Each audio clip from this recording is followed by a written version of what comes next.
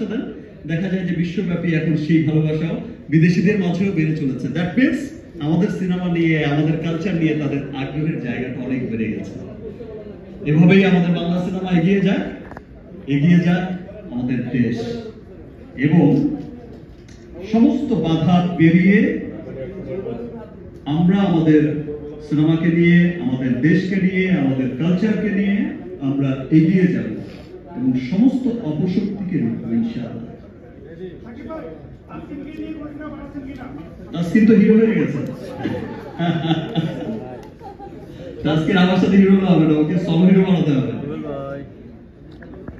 তাসকিন তো হিরো, আমি তো আমার খুব পছন্দের, আমি তো খুব দেখতাম যখন আমার টিমের খেলায়, যদিও হেরেছি অসুবিধা নেই, তারপর ওর ব্যাটিং দেখে আমার চমৎকার লাগতো।